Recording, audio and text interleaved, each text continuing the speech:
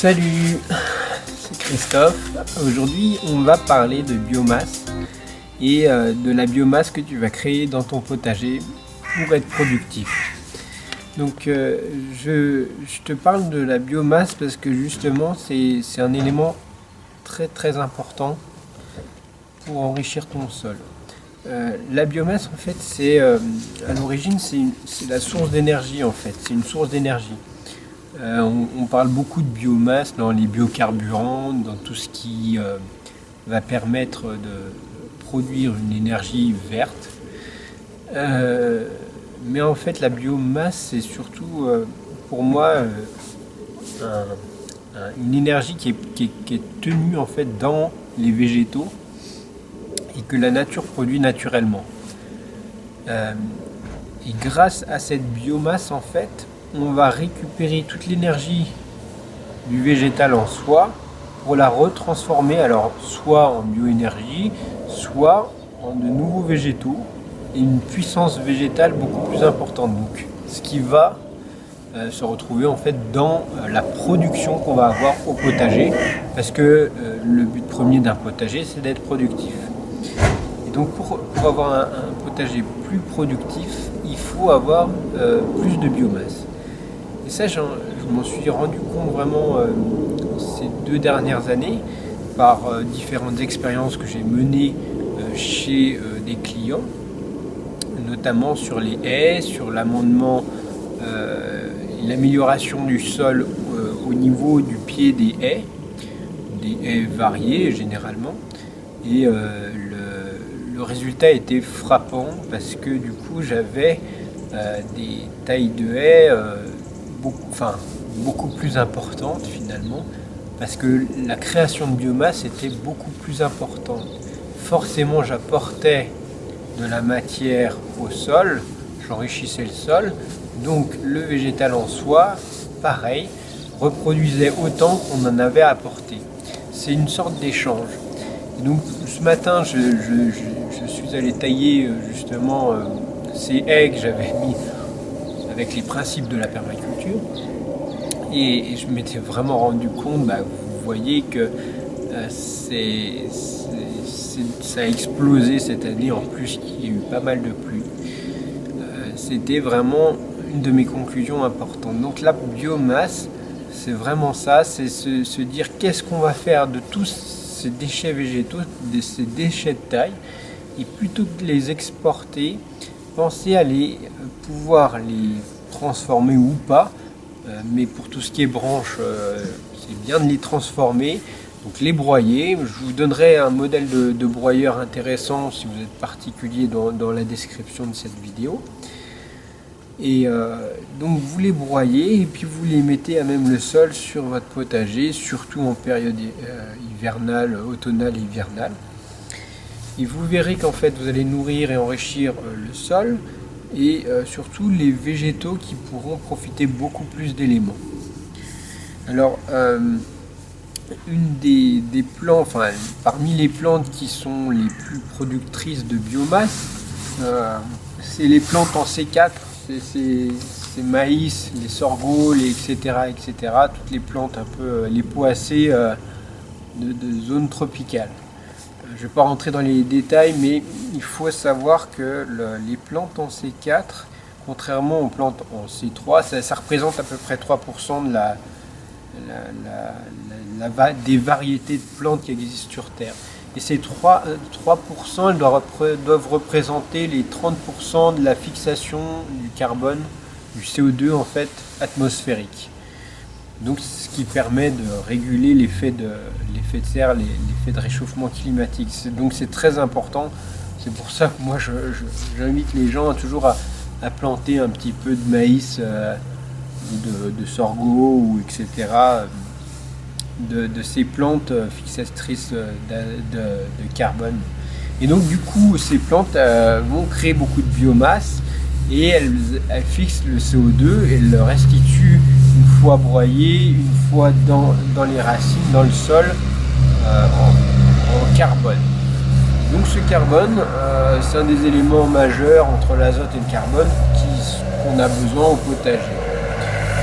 Donc voilà, si vous voulez recréer de la biomasse, bah, tout simplement taillez vos végétaux, essayez d'avoir au moins un quart de votre jardin avec des végétaux qui ont une tendance à bien pousser. Et si vous n'avez pas de haies, vous n'avez qu'un potager, alors n'hésitez pas à créer de la biomasse avec ces plantes-là.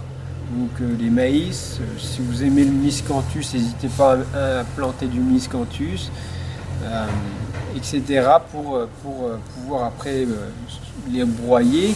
Et une fois broyés, c'est des plantes en fait qui vont faire un paillage intéressant. Le miscanthus c'est super. Le maïs, bon, ça peut être intéressant, mais c'est surtout que ça va se décomposer assez rapidement et ça va être décomposé par les vers, par les micro-organismes assez facilement. Donc n'hésitez pas à planter au moins un quart de l'ensemble de votre potager en plantant C4 ou des plantes qui vont nourrir le sol. L'hiver, c'est aussi une période pour pas mal de gens où il n'y a pas beaucoup d'activité au potager. Ce qui peut être intéressant, c'est d'ajouter des engrais verts. Moi, j'ai beaucoup de clients qui font ça. Après, il faut savoir qu'il y a beaucoup de plantes à l'état naturel, des plantes spontanées, qui vont venir enrichir votre sol. Je prends l'exemple, alors je peux prendre plein d'exemples, mais il y a des plantes spontanées, c'est des légumineuses, elles vont fixer l'azote et le restituer dans le sol. Et moi, donc là, j'ai un potager, un deuxième potager, un grand potager, où bah, justement j'avais eu beaucoup de prêles. Bon, la prêle, c'est un des indicateurs des milieux humides. Et cette prêle, c'est aussi une plante qui va être utile pour le sol. Alors ça peut être en paillage, mais surtout, et très intéressant au niveau du purin et toutes les préparations qu'on peut faire, justement parce que c'est une plante qui est connue pour améliorer la résistance des plantes aux maladies. Donc on peut faire un purin de prêle, un purin d'ortie, etc. Mais quand votre terrain montre les plantes, enfin produit les plantes qu'elle a besoin, vous n'avez pas besoin de les enlever et puis de mettre un engrais vert. Naturellement, un sol va vous montrer les carences qu'il a, et ces plantes-là, en général, elles ont tendance à fixer le problème, et fixer l'azote s'il y a un manque d'azote. Voilà, remonter le phosphore, etc., etc. Alors là, je vais te montrer tout simplement un petit apport que je fais régulièrement. Toi aussi, tu peux le faire avec tes déchets végétaux de consommation, je veux dire, que tu restitues donc dans le sol. C'est donc de la matière qui est fraîche, et ça, donc, c'est de l'azote principalement. Donc tu peux mettre tout ce qui est débris de pommes de terre, là j'ai des courges. Ce qui est marrant, c'est parce que tu vois, tu as aussi de la courge, alors il y a aussi des graines, donc parfois tu as aussi des graines qui prennent l'année suivante. Donc tout ça en fait, c'est très bon pour le sol. Ce que je fais, donc j'enlève une partie, tout ce qui est broyé.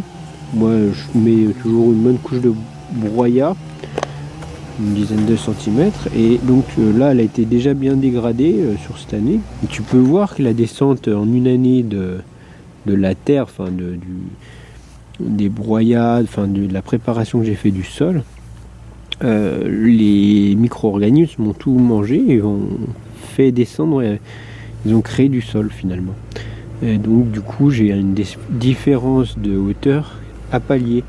Donc du coup je redonne à la terre tous les éléments qu'elle a besoin. Donc bien sûr il faut éviter tout ce qui est plastique, matière plastique.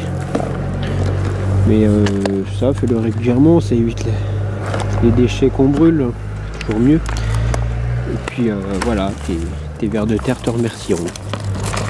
Donc voilà, tu mets tout ça. Donc répartis-le de façon homogène si tu peux. Pas avoir trop de paquets. Moi j'ai remarqué que si ça, ces parties-là, par exemple de la patate qui sèche, ça fait un espèce d'amas sec. Donc il faut vraiment que ça soit dans ton sol avec un paillage par dessus et réparti de façon uniforme. Si tu n'as pas de matière carbonée, c'est-à-dire du broyat, comme ça, du broyat de branches, de matière marron, et ben ça va créer. Alors on parle d'une fin d'azote pour les terrains qui sont très pauvres, parce que du coup il n'y a que de l'azote et pas de carbone, mais c'est un bon équilibre entre carbone et azote, il ne devrait pas y avoir de soucis. Donc je te laisse là-dessus. Donc voilà pour tout ce qui est biomasse. Je voulais que vous sachiez ça. On se retrouve bientôt sur une autre vidéo.